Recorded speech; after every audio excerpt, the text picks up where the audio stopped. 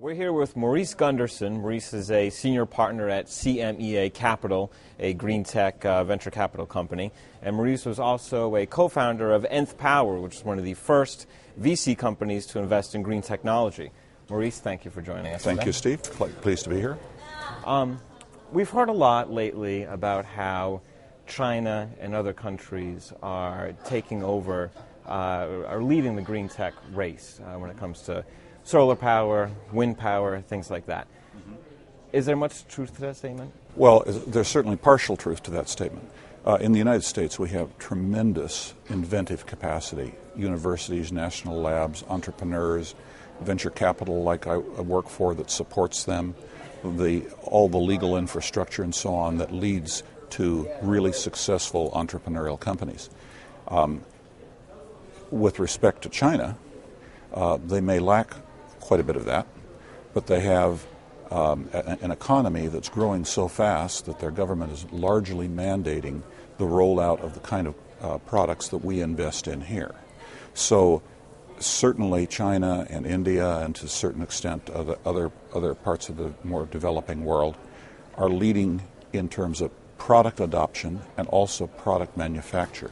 The U.S. falling behind in clean tech, is that perhaps just a perception problem? Here on the East Coast, we don't see a lot of renewable energy companies, but out in California, Silicon Valley, you certainly see many more out there. Mm-hmm. Is it really confined just to Silicon Valley, or are there other pockets in the U.S. where clean tech is really taking off? Well, that's a really interesting question because there certainly is a lot in Silicon Valley, mostly the technologies related to the semiconductor industry.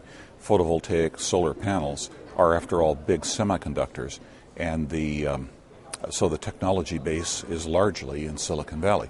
But when you fly from New York to Silicon Valley, you hop over some of the other candidates without seeing them. Los Angeles has a large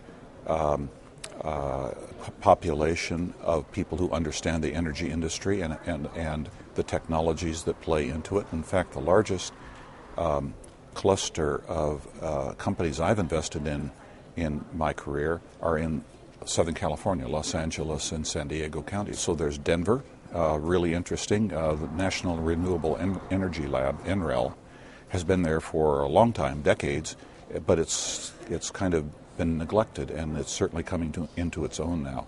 The Colorado School of Mines is there. Another real interesting one, and actually the one I think that has the greatest growth potential right now, is Detroit.